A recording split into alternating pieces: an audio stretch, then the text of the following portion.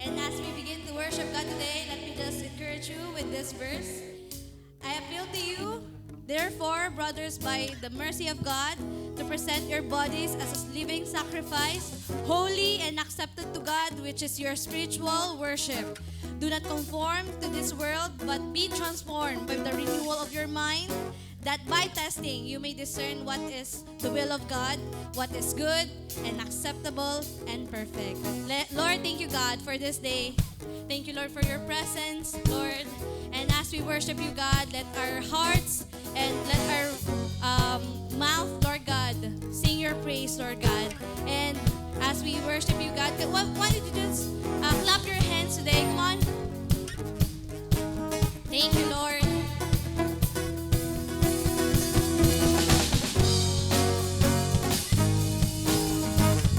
Yes, Lord. We worship you today.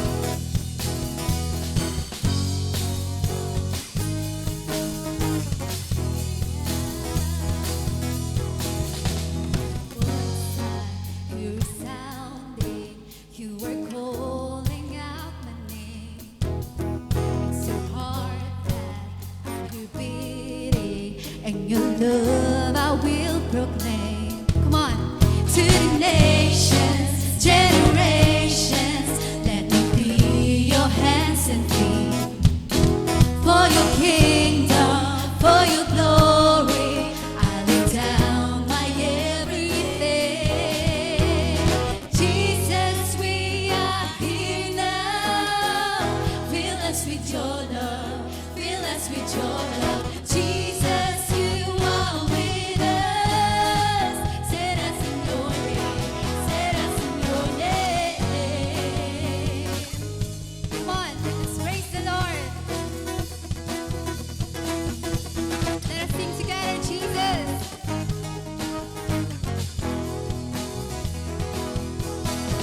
Jesus, fill us with your passion.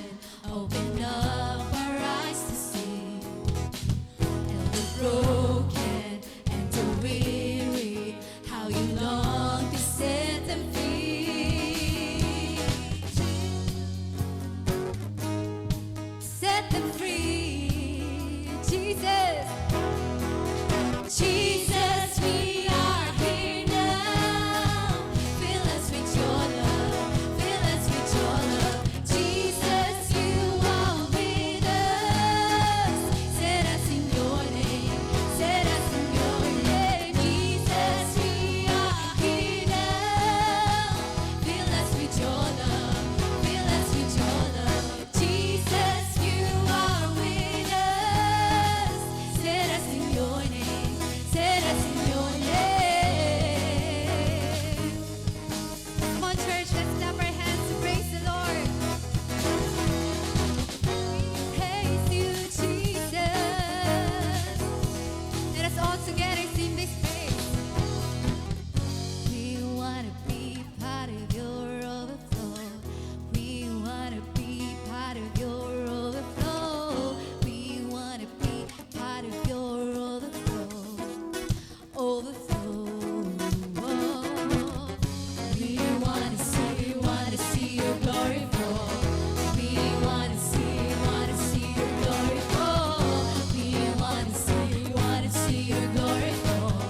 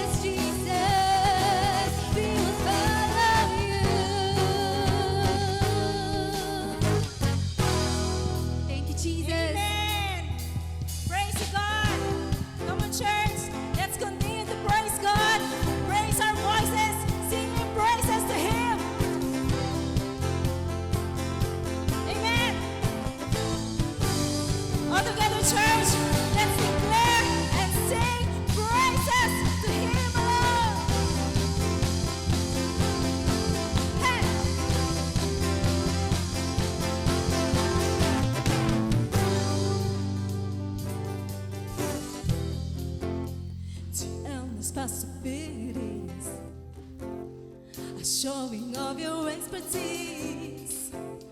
There's no one that compares to you, to you. You're breaking all the boundaries. Your promise are reality. Willingness to move like you, like you. Say, dance and come alive in the morning. There's power when we do. Wonders every day tells our love that you do. Hey! Whoa, you're a miracle, miracle. Whoa, Jesus, you're a miracle. Whoa, you're a miracle, miracle.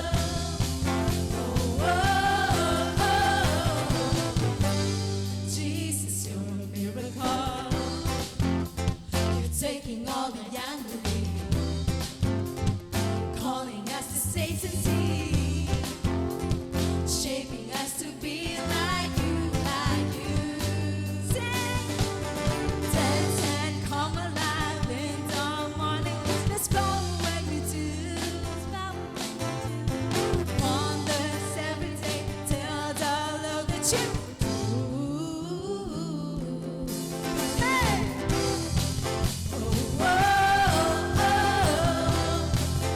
You're a miracle, miracle.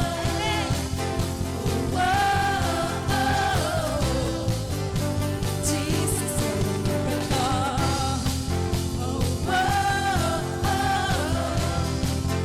You're a miracle, miracle.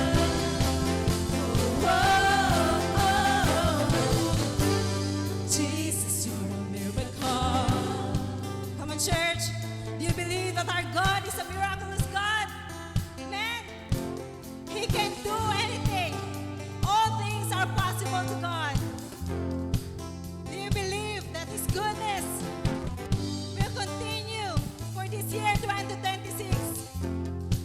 Amen. So all together, let's declare this verse, this lyrics, your goodness and your presence.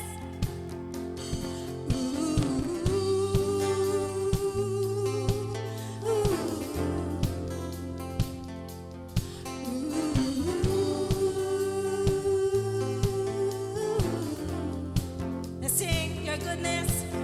Your goodness, your goodness, your presence, your power, Jesus, you're a miracle. Jesus, you're a miracle. Your goodness, your presence, your power, Jesus, you're a miracle. One more time, your goodness, your goodness, your presence, your power, Jesus, you're a miracle. Say, oh, oh, oh, you're a miracle, miracle. Oh, oh, oh, Jesus, you're a miracle. Oh, oh, oh, you're a miracle, miracle. Oh, oh, Jesus, you're a miracle. Jesus, you're a miracle. Jesus, you're a miracle. Jesus, you're a miracle. Jesus, you're a miracle. Let's clap our hands before God. Praise you, Lord.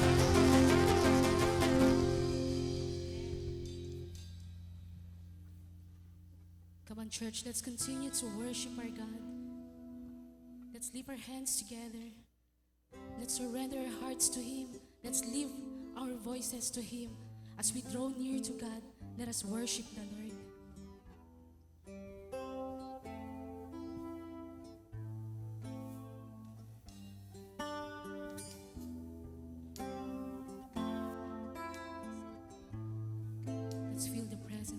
Spirit in this place.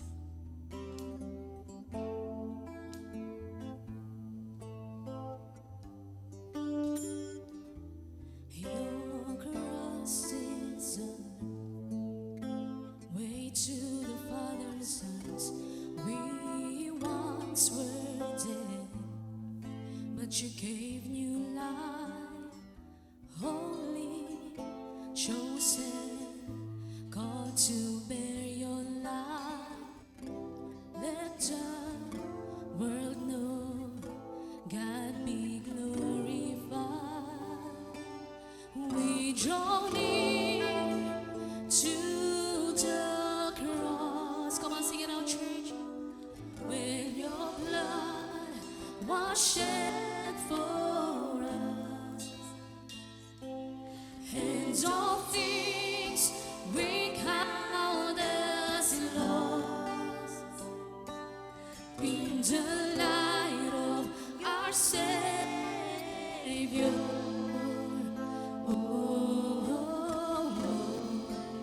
Come on, sing it again, your cross.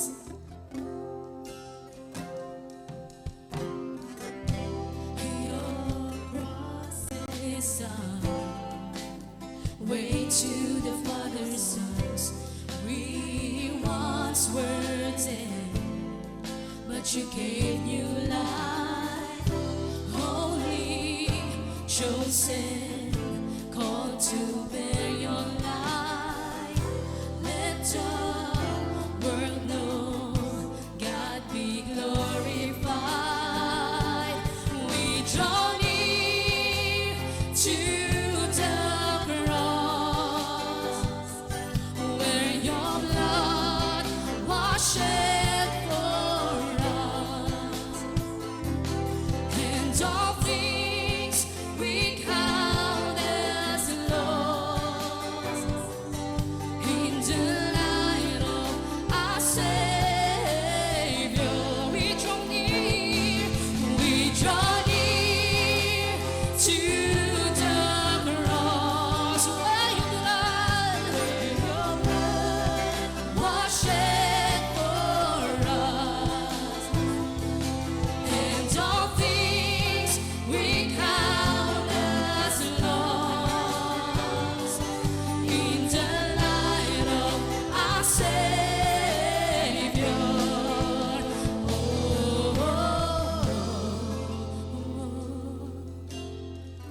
Come on, church, let's declare this. If the Son set us free, we are free indeed. We are free indeed. If the Son, sing it out, church. Set us free. We are free indeed. We are free indeed.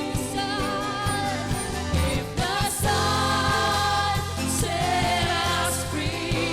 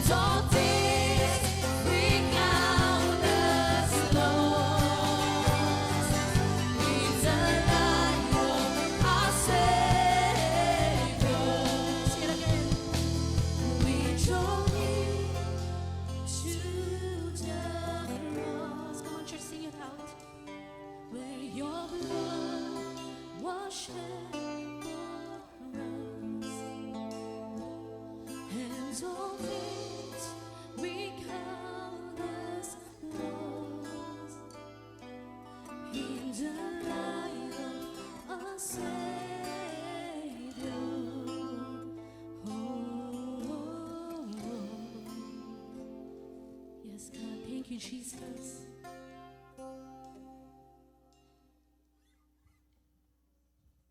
Lord, we continue to worship you, God, in this place. Thank you, God, that as we draw near to your cross, God, we pray, God, for your presence, God, today. Let your presence, Lord God, ignite our hearts, saturate our hearts. Thank you, Lord.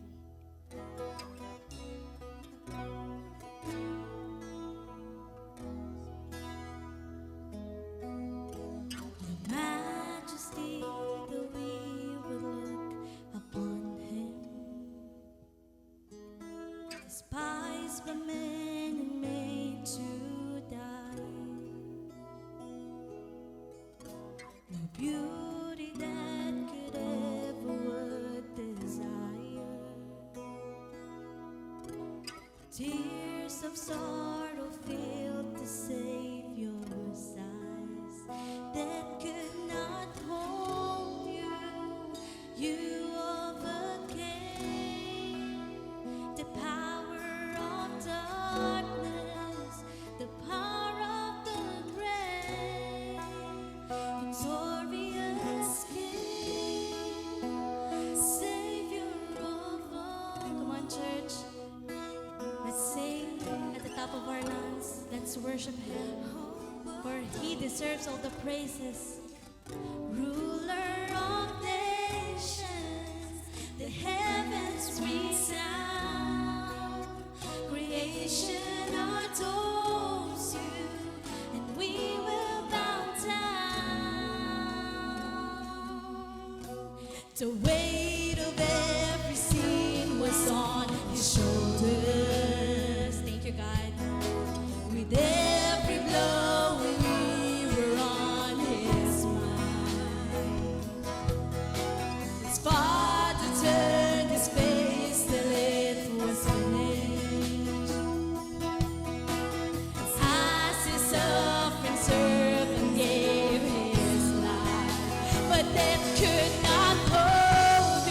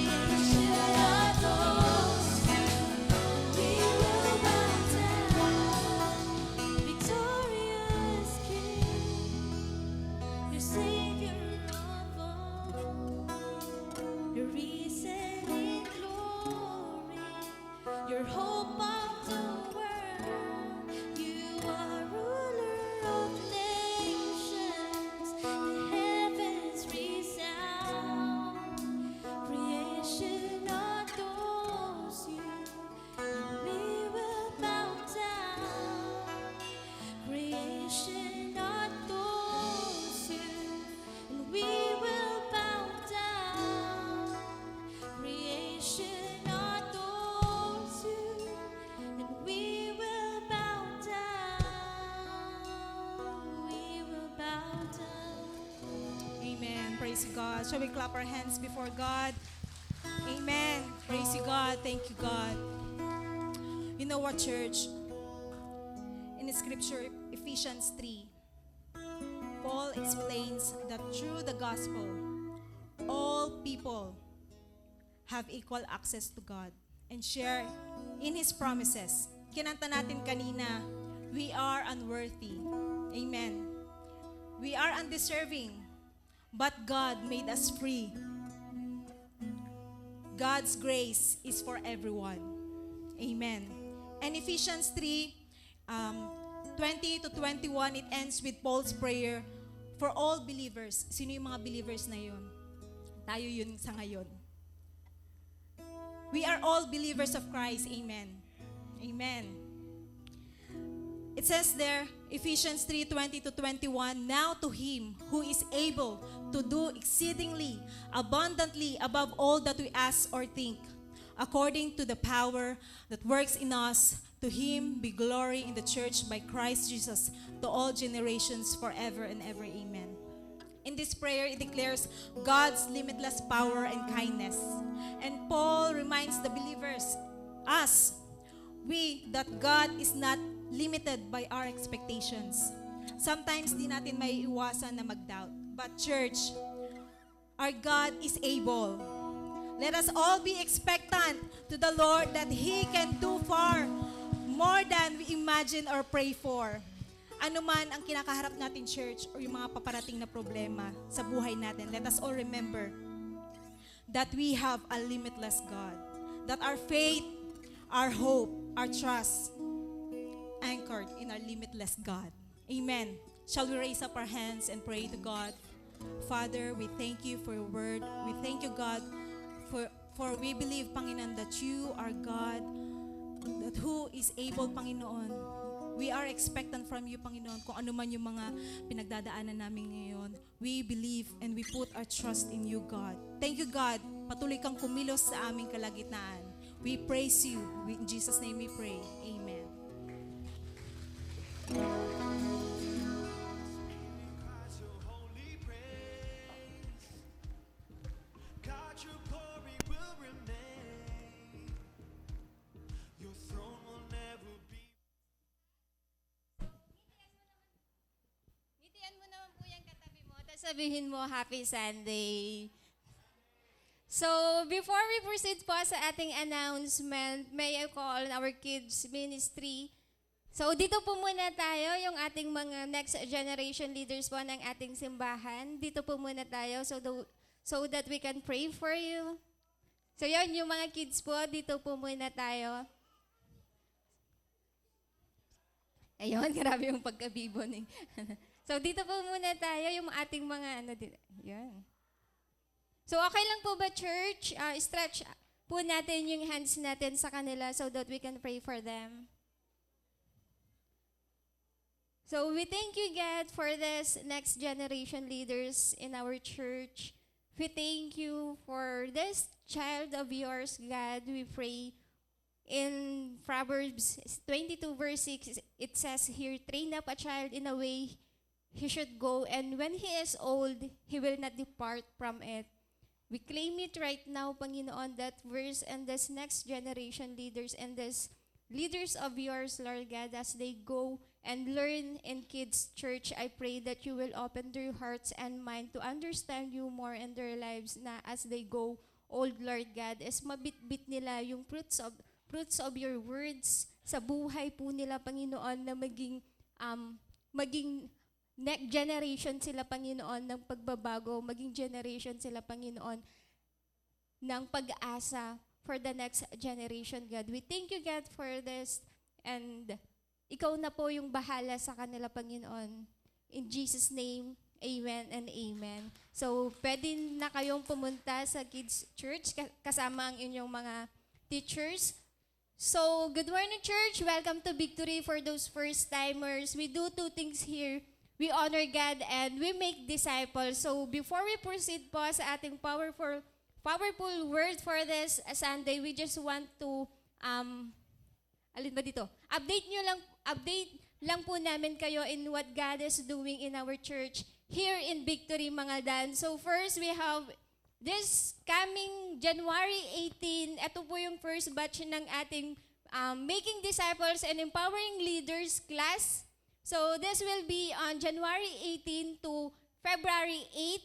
So next week na po yan, mag-i-start na po yan next week, next Sunday. This class is for all the spiritual foundation class, batch 1 and 2 graduates. A 4-week class for a 4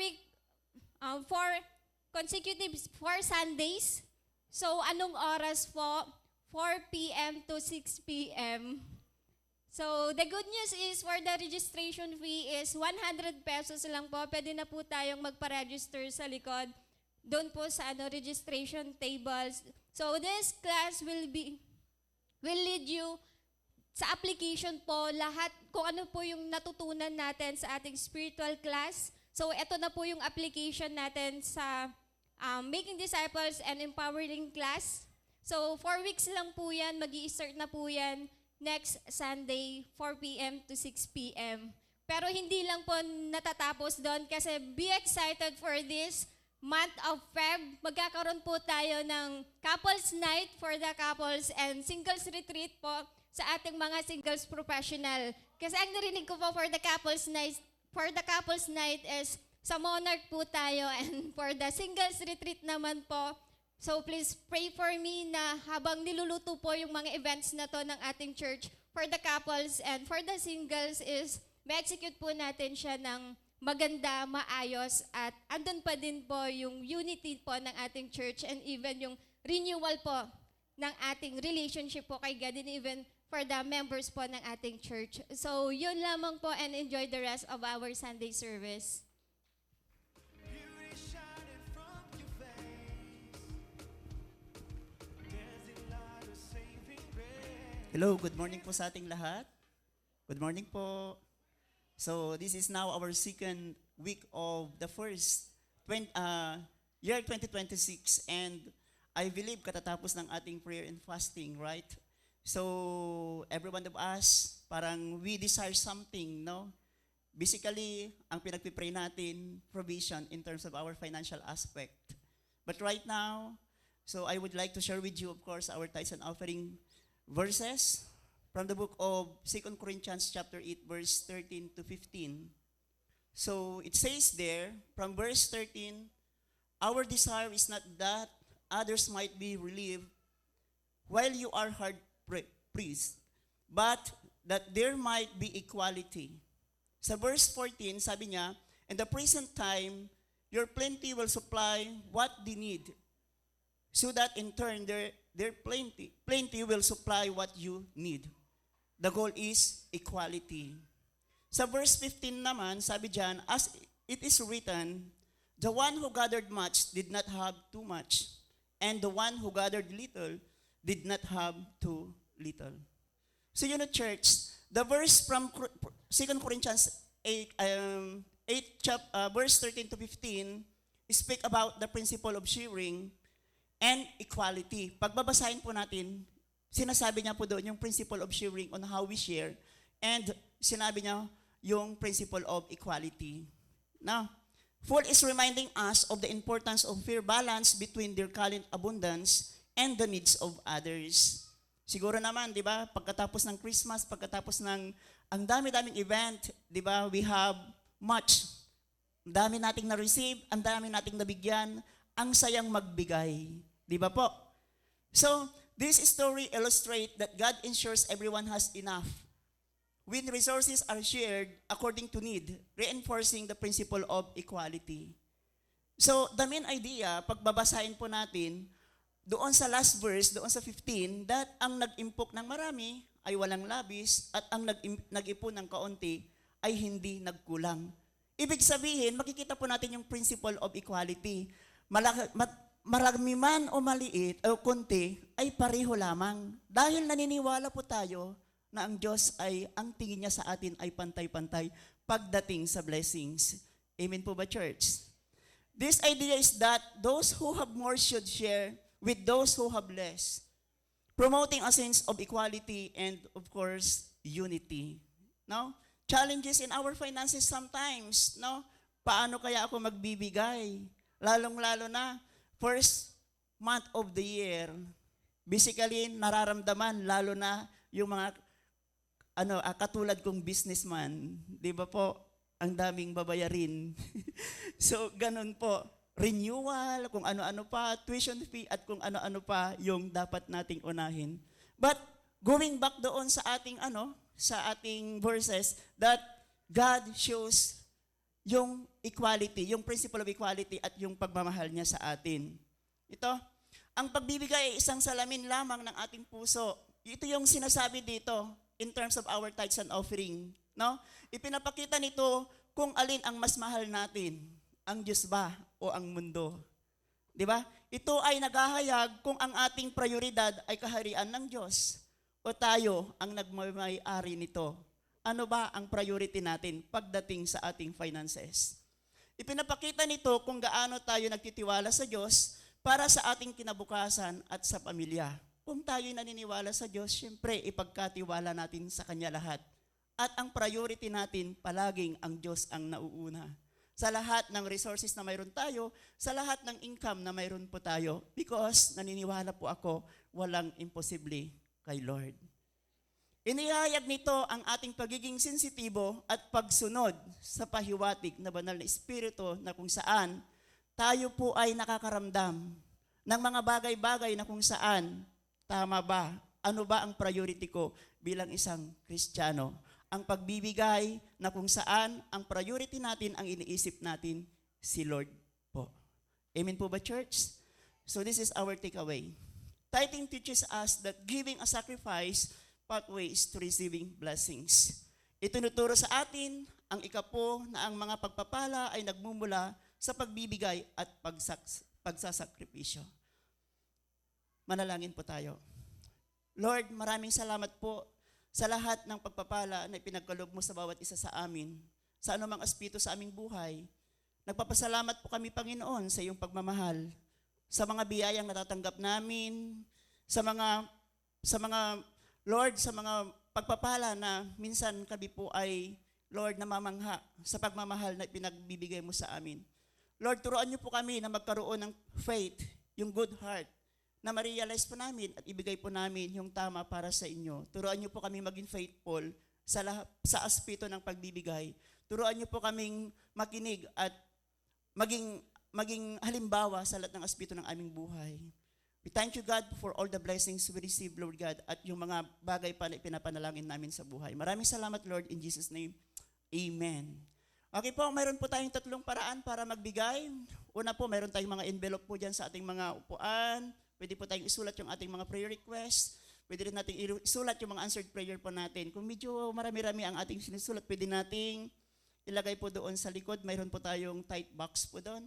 Then pangalawa po, mayroon po tayong GCash account. Hindi pa na ipa-plus po, pwede po nating hingin po doon. No? At kung sa tingin po natin ay mas convenient po tayo doon na mag-send ng ating tithes. At ang last po, meron po tayong 2 banking accounts or pwede po tayong mag-send through online banking. So we have 2 accounts, Metrobank, and of course, we have BPI account. So God bless us all. Smile as you give.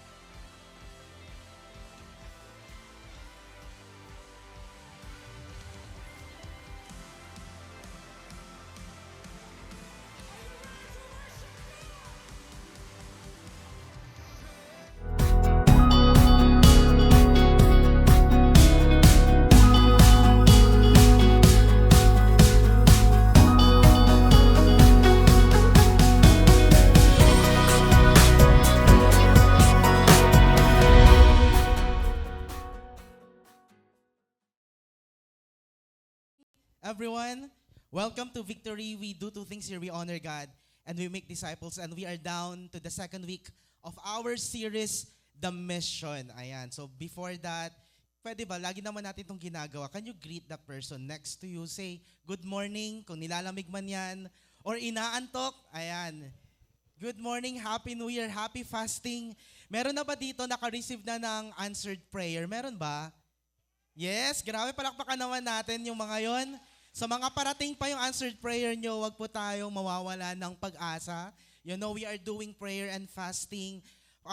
The second week of the month, ginagawa natin yan kasi we want to give ourselves, our prayers, and our devotion to God. That is why we are also have this series, The Mission. Kung natatandaan nyo yung week 1 natin, pinag-usapan natin about the love of the Father.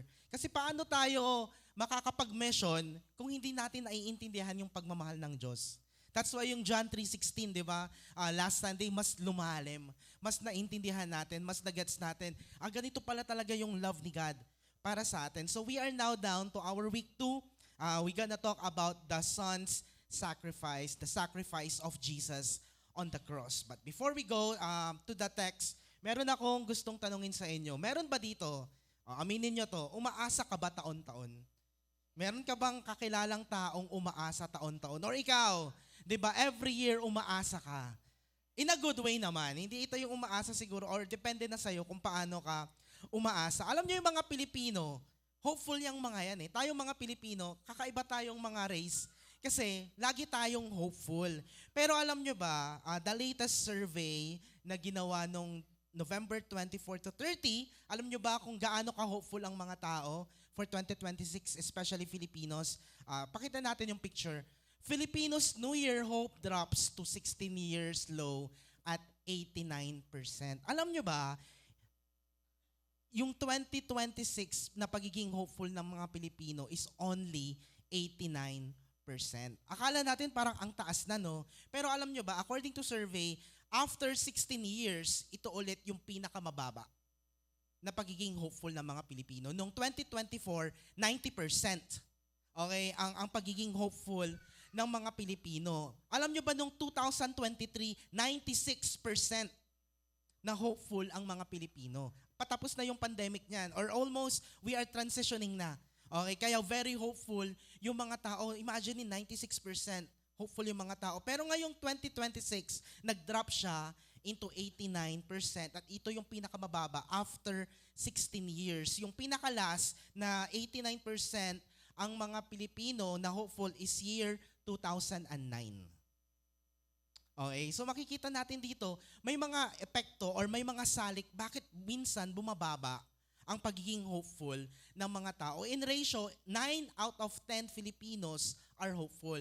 Pero merong may isa sa bawat 10 Pilipino ay hindi masaya. How about you? Pagtatanungin ko, kaya nga tinatanong kita on 2026, umaasa ka ba taon-taon?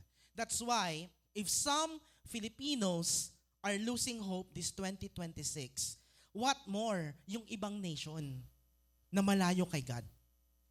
What more yung mga taong hindi nakakakilala kay God na wala sa Pilipinas, na hindi sila Kristiyano, na hindi nila kilala ang totoong Diyos? What more, gaano pa kaya kababa ang kanilang hope for this year and for the years to come?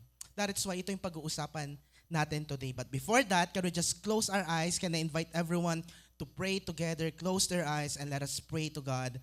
Lord, we thank you for this morning.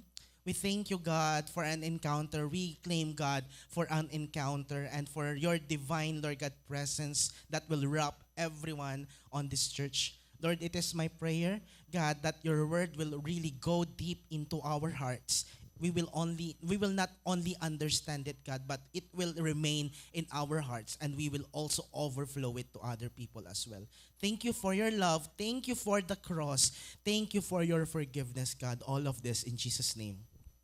Amen and amen. Now, let's go back to missions. Ito, yung kailangan. Kung marami nang naghihirap, marami nang nawawala ng pag-asa, ang pinaka-importante at ang laging ginagawa ni God para ma-reach out yung mga hindi siya kilala, it always starts with missions. Mission begins with God. Wala nang iba. Mission doesn't start in victory. It doesn't start to a certain people or a certain group, but mission begins with God or in God. There is a mission because we are all fallen people living in this fallen world. Bakit kailangan ng mission? Bakit kailangan i-proclaim yung gospel? Kasi nga sa survey pa lang, bumababa na nga eh. Bumababa na nga yung hope ng mga tao. What more yung mga nasa labas? What more yung mga hindi Kristiyano? What more yung mga iba yung religion nila? What more yung mga wala silang God? That is why mission is very important because we are all fallen people. Even ako, even ikaw, tayong lahat. Hindi exempted dito even though you think you're a Christian, matanda ka na sa simbahan, at ang dami mo nang alam sa Biblia, we are still fallen people living in this fallen world having a faithful God. In John 12, verse 12 to 13, ito yung napakagandang umpisa. Alright, ang sabi niya dito, the next day, the large crowd that had come to the Passover festival heard that Jesus was coming to Jerusalem. Imagine niyo, nung nalaman ng mga tao na paparating sa Passover si Jesus, masaya sila. Tayo kaya, pag dumating si Jesus, kapag nalaman natin yung kanyang salita at naka-experience tayo ng kanyang miracle, pag nalaman natin na Jesus is coming over, masaya ba tayo? Alam niyo ba kung anong ginawa nila in verse 13? So they took branches of palm trees and went out to meet him shouting, "Praise God! God bless him who comes in the name of the Lord. God bless the King of Israel." They are so happy because, the person that they think that the Savior of the world, the one who performed miracles right before their eyes, yung mga maraming ginawa at tumulong sa mga tao is finally going to the Passover. Napaka-importante ng Passover sa kanila. Alam nyo ba, sineselebrate nila to kasi inaalala nila lagi kung paano sila nakalaya sa Egypt. Kung paano nakalaya ang mga Israelites sa, di ba, for thousands of years, naging alipin sila ng Egypt. And then finally, nung pinalaya na sila ni Jesus through Moses, anong ginawa, di ba? Hinati yung dagat at nakalaya na ang mga Israel. Sineselebrate po nila yung araw ng kanilang pagkalaya. At ang tawag doon ay Passover. O ito rin yung ginawa nila nung namatay lahat, o the 10 plagues, kung makikita nyo doon, namatay lahat ng panganay na anak doon sa Israel at sa Egypt. At ang nailigtas lang ay buong Israel. This is really part of their festival. This is really part ng ginagawa nila that they are so thankful to God. Dahil pinalaya sila. And then they see Jesus, anong ginawa nila? Shouting and praising and saying, "Praise God." Kung tayo rin kaya, nasasabi din ba natin tong mga salitang to? The praise God. Sa bawat blessing na nare-receive natin, we are saying praise God. Yung hindi lang sa salita, pero we are really saying that with all of our hearts. And then, makikita natin dito why Jesus is coming to the festival, to the Passover, because the mission of God is to redeem and restore all of creation, bringing people back into the right relationship with Him for His glory. Wala nang iba. Kung makikita natin kung ano yung pinaka-heart ng mission, is to redeem and restore all of creation, bringing people back into the right relationship with Him for His glory. Lahat. Redeem and restore all of creation. Sino mga kasama doon? Kasama tayong mga tao doon. Kasama tayong lahat. Alright, bringing people back at magkaroon tayo ng right relationship with Him. Tayong mga tao, habang nag-grow tayo, habang nag-explore tayo, as we have our own achievements in life, di ba, maraming mga relationships na nabubuo, may mga relationships na nawawala, may mga relationships na nag-grow, pero may mga relationships din na mali. But the relationship that we have in God, ito yung gustong i-restore niya. The Father, Son, and Daughter relationship with Him. And then what's next in John 12 verse 14 to 15? Jesus found a donkey and rode on it, just as the scripture says, "Do not be afraid, city of Zion, here comes your king, riding on a young donkey." So masayang-masaya yung mga tao because Jesus was there. At ano pa yung pinapaalala sa kanila? Dahil nandun na si Jesus, do not be afraid. It's one of the most common phrases na mababasa natin ng paulit-ulit in the entire Bible. Do not be afraid. At ito rin yung message na gustong sabihin sa atin ni God, that do not be afraid. Why? Kasi kaya nawawala ng pag-asa ang mga tao because of fear. May mga fear tayo sa buhay. Fear tayo mawala ng trabaho, fear nating may, 'di ba, mawala ng pera, fear nating magkasakit. Maraming fear na nangyayari sa atin. Pero lagi ang sinasabi ni God, do not be afraid because fear creates a form of spiritual amnesia. It dulls our miracle memory. It makes us forget what Jesus has done and how good our God is. Kapag may fear ang isang tao, nakakalimutan natin, ay ang layo ko na pala.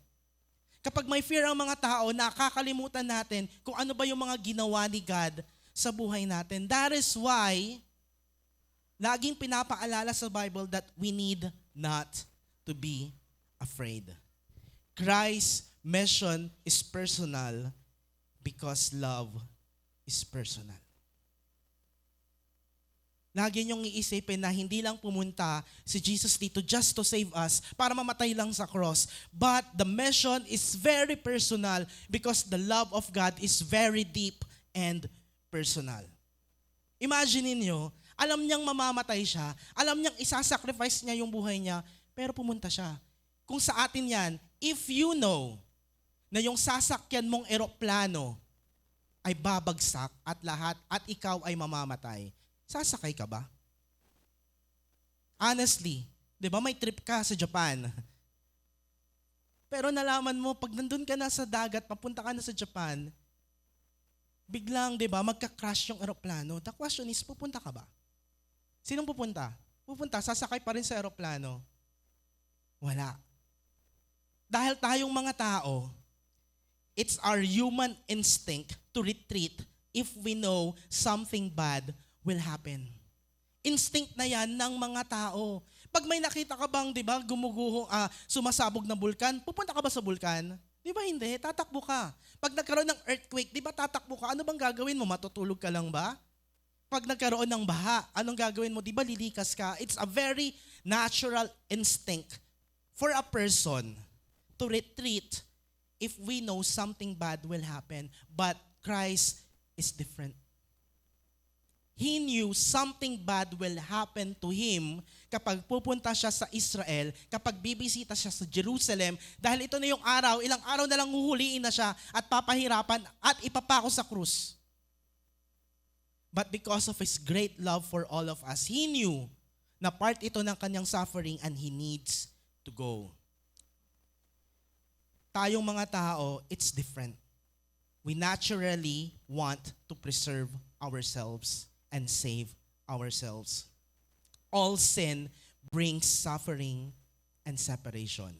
We have nowhere to go apart from Christ.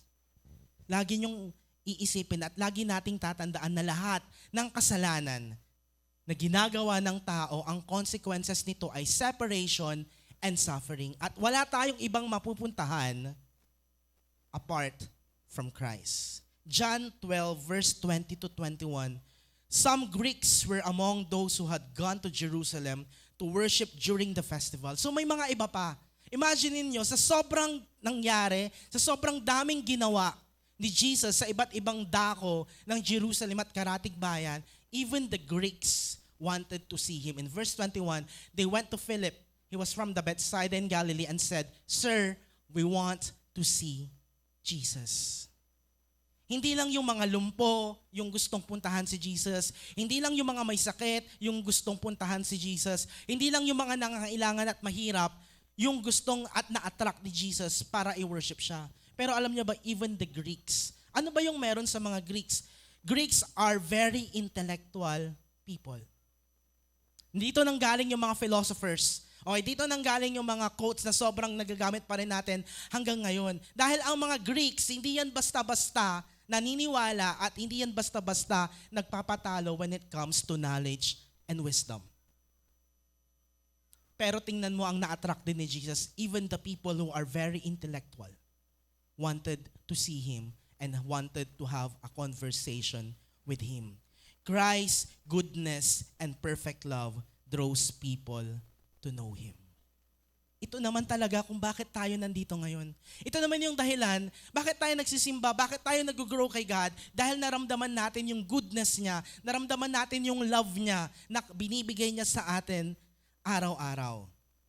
The reason for His mission is to save us from all of our sins. There's actually a redemption story na nangyari. If you knew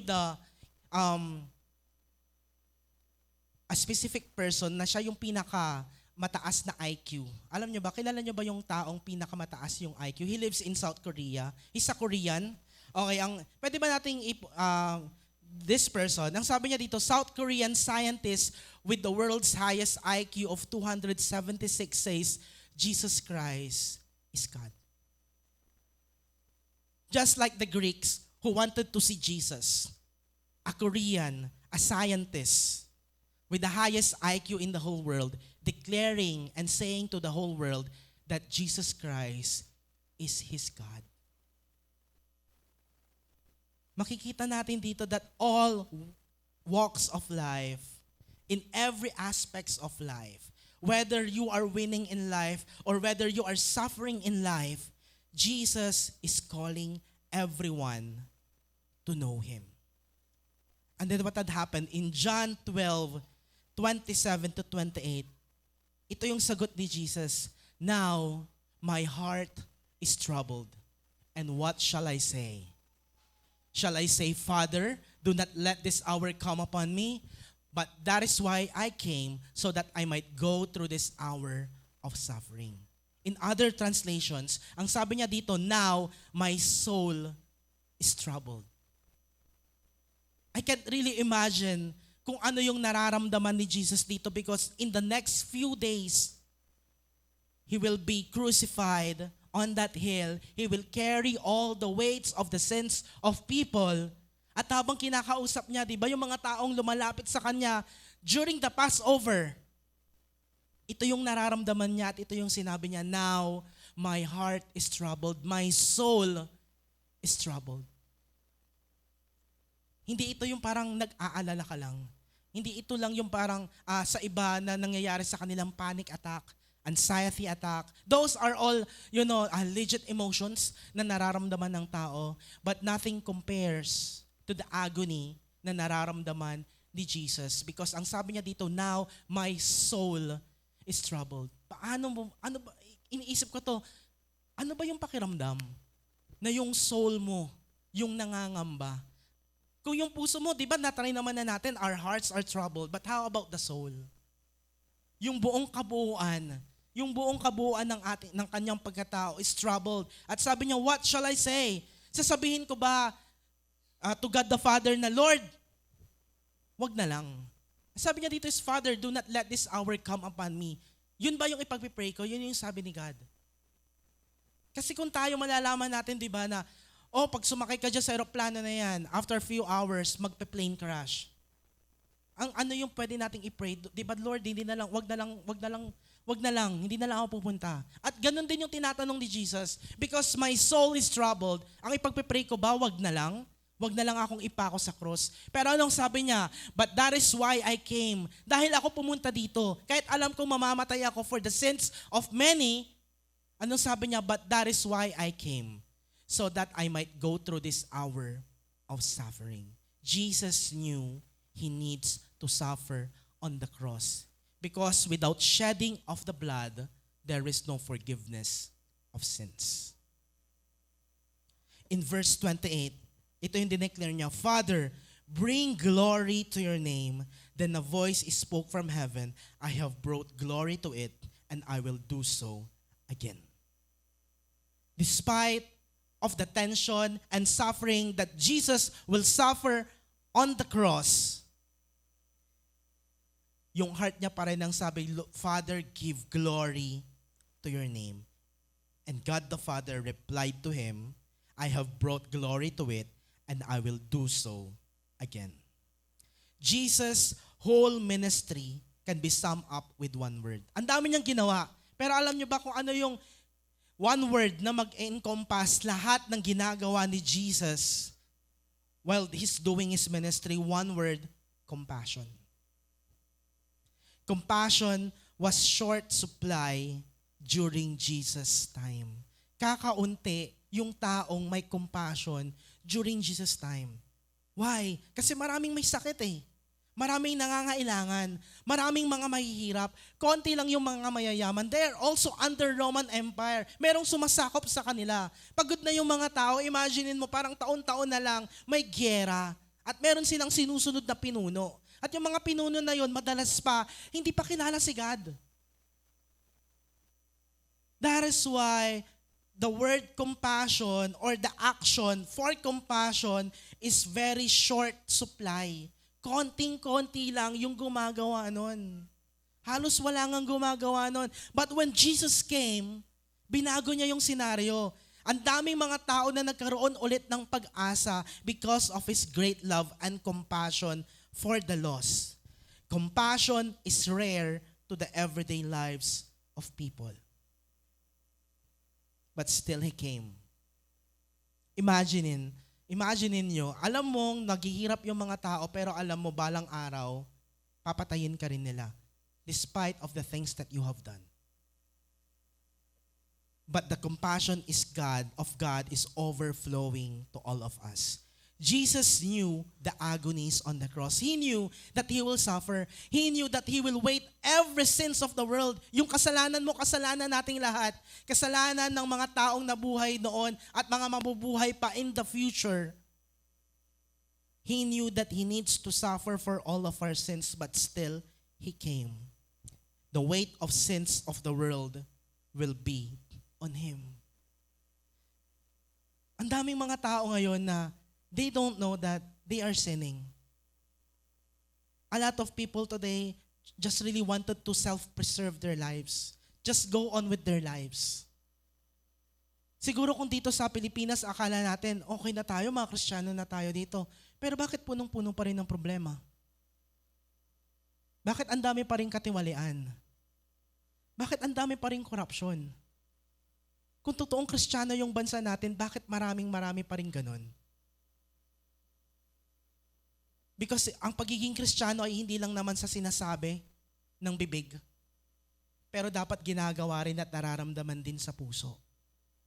That is why Jesus came. That is why He left all of our sins on the cross just to save us. That is why missions are very important. All throughout the course of our church history in Mangaldan, we have gone to 3 nations. First one is in Thailand. Okay, pwede ba nating i-flash yung picture na yan? That was 2018. We've sent 2 leaders to go in Thailand. Pero in the year 2000, I guess, sila Pastor Joseph yung nauna na pumunta ng Thailand. But bumalik ulit tayo. On 2018, we have a mission to share the gospel in Thailand. On 2018, the next missions that we have is in Sri Lanka. In 2024, we have also sent 3 leaders to go in Sri Lanka together with our other churches in Pangasinan to go in Sri Lanka to share the gospel, to have a mission in Sri Lanka. And then last year, 2025, we have been privileged to go in Cambodia to also share the gospel for the lost. And even in the next 2027, let's pray, that we're gonna even send again another group of people to go to the nations of either Vietnam or Cambodia. Makikita natin dito that the mission is very important not only in our country, but also to the people who had been lost and no relationship with Him. Pero ito lang yung gusto kong i-share sa bawat isa, who wanted to go to the nations in the future. Before going global, go local. The heart of Jesus, hindi siya nag-overseas agad. When He do His first ministry, pumunta muna siya sa bayan niya. Doon muna siya gumawa ng miracles sa mga karatig bayan niya. And ito rin yung gustong i-birth sa atin ni God as we come to have a relationship with Him, a deeper sense of relationship with Him. If you really, God is birthing something on you, before you go global, you need to go local. Dapat dito pa lang nagdi-disciple ka na. Dapat dito pa lang nagsishare ka na ng word ni God. Kasi paano ka magdi-disciple sa ibang bansa kung dito hindi mo ginagawa? Kung dito wala kang compassion for the lost? Kung dito pa lang, di ba, hindi mo na-share yung one-to-one, nakakalimutan mo mag-pray, or hindi mo man lang mapag-pray yung mga taong pinapakilala sa'yo ni God. How can you have compassion to other people in other nations if here in our country you don't have a compassion? That is why we need to pray really hard that, Lord, you're gonna use us in different aspects of society, but may I start your love here today. And then in John 12:31 to 32, now is the time for this world to be judged. This is the very word of Jesus. Now the ruler of this world will be overthrown. When I am lifted up from heaven or from the earth, I will draw everyone to me. In saying this, to be indicated the kind of death he was going to suffer. Now let's go back in verse 31. Because Jesus knew kung ano yung mangyayari when He will suffer on the cross. Ito yung sinabi niya in verse 31. Now is the time for this world to be judged. Now the ruler of this world will be overthrown. Sino yung tinutukoy ni Jesus dito? Ang tinutukoy ni Jesus dito is the devil, Satan. At ang sinasabi niya, the ruler of this world, which is Satan, will be overthrown. The cross means death to many, but to Christ, it's victory over sin. At sinasabi niya dito that finally, the ruler of this world, the one who controls all the evil, will finally have no power when it comes to death, when it comes to life. Sin is defeated, the devil will be overthrown. Jesus willingly took humanity's sin and suffered torture and crucifixion to bridge the gap between God and sinful people, offering forgiveness and eternal life. Hindi po simple kung ano yung ginawa ni Jesus on the cross. Kung akala lang natin He needs to die, ipapako siya at yung physical pain, yung mararamdaman niya, nagkakamali po tayo. All the pain of this world, He bore it on His shoulders. Lagi ko nga tinatanong, yung problema ng buong Mangaldan, bawat tao sa Mangaldan, kaya mo bang problemahin? Kaya mo bang solusyonan? Whether maliit man yan or malaki, whether it's emotional or whatever aspect of problems of life, kaya mo bang masagot? Ang buong Pangasinan, kaya mo ba? Buong Pilipinas, kaya mo bang maramdaman? Can you die for the Philippines, for every people in the Philippines? But Christ's love is different.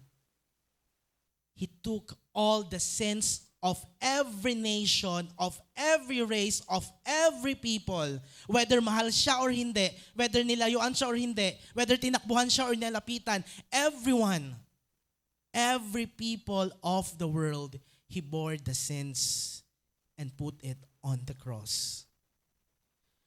The cross of Jesus brings triumph over sins. There is no other way for us to be saved. Wala nang iba. Kung nag-iisip ka pa, meron pa yatang ibang paraan para pumunta ng langit, wala na po. May nag-iisip ka pa, kailangan ko lang yata maging mabuti. Tapos magsimba, kasi sabi nila, kapag nagsisimba ako, either mababawasan yung sungay ko. Hindi po.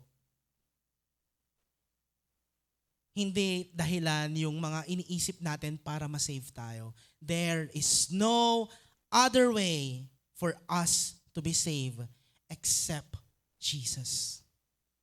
No other way. Jesus comes not to the super spiritual, but for the wobbly and the weak knees who know they don't have it all together. At tayo yun. At bawat tao yun. He came not only for those people who are super spiritual, but He came for those nanghihina. Yun yung, alam mo yun, yung nanghihina, wobbly, na hindi kayang tumayo sa kanyang sariling paa, and the weak knees who know they don't have it all together. This is the very heart of the mission of God. On the first week, we need to experience the love of the Father. Kasi paano tayo magmi-mission kung hindi mo naramdaman yung love ni God? Ano yung i-share mo? At itong week to yung kailangan nating i-share. if you experience the love of God, if you know John 3:16, at kaya mo nang sabihin sa kanila yon, kasi naramdaman mo nga yung love ni God, this time around, ano yung laman ng John 3:16? Si Jesus yon. Yung sacrifice niya. Ano bang ginawa niya on the cross para next time around, if you forget the love of God, you will just remember, Lord, I am not worthy of all the things that you have given to me. Pero lagi mo lang maaalala all the things that He had done for you on the cross. Because He loves you so much. Now can we just all stand up and we will pray together as we come to close the week 2 of our series about the great mission of God for all the people. One day, all of us will come to see Christ, will come to see Jesus, will come to see the Father face to face. The question is, kilala mo na ba siya? The question is, tinanggap mo na ba siya? That is why we're gonna have some prayers today. If you are the person, you might be just new here in the church. Siguro bagong invite ka lang. It might be your first time to attend our church. Or maybe you had been here. In some other weeks, medyo matagal ka na dito.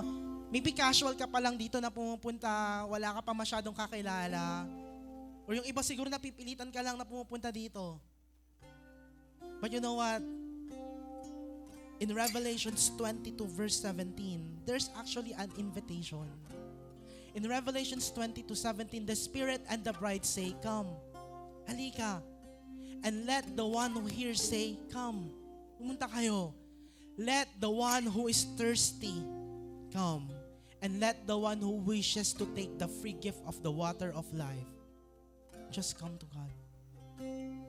There's a great invitation for all the people. The very essence of the mission is to proclaim the love of God. For all the people to know that Jesus Christ suffered for all of our sins, gave His life for us, and after 3 days, hindi lang siya namatay on the cross, but after 3 days, nabuhay siyang muli para patunayan na totoo siyang Diyos para sa lahat. And we have an invitation today. There's a great invitation of God for you today. If you are thirsty, if you are weak, if wala ka ng ibang mapupuntahan, wala ka ng ibang pwedeng puntahan because you are on your dead end, there's a great invitation of God for you. Just come as you are. Can we just close our eyes? And can I just talk to you right now? God wants to give His salvation for you. God wants to say that He loves you so much that He willingly took all of your sins, died on the cross just to save you. And if you are that person, you wanted to know Jesus Christ, gusto mong mas makilala at tanggapin sa puso mo ang ating Panginoong Jesus. As everyone's eyes closed, can you have a declaration today? Willingly with all of your heart, raise your hand kung gusto mong makilala ang ating Hesukristo sa iyong buhay. Thank you. Thank you for those hands. And can we just do this prayer? Panginoon, maraming salamat sa buhay na iyong inaalay sa krus. Panginoon, patawarin mo po ako sa aking mga kasalanan na nagawa sa aking buhay.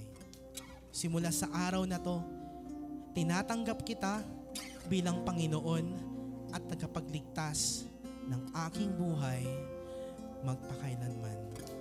All of this in Jesus' name. Amen, amen, and amen. Can we just give glory to God? And one more thing, before we go into worship, for those Christians who already knew this, who already accepted Christ in their hearts, naway wag nating kakalimutan that also to share the love of God to others as well. Okay ba yun? God bless everyone, and let's all worship Christ today.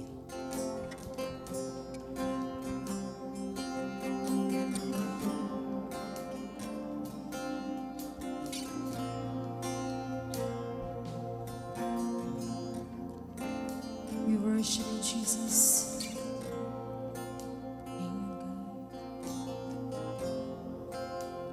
Fill me at my darkest hour. You gave me hope and gave me love. You gave your love that's greater. You lead me out of darkness and into your love. I was blind and now I see. Your mercy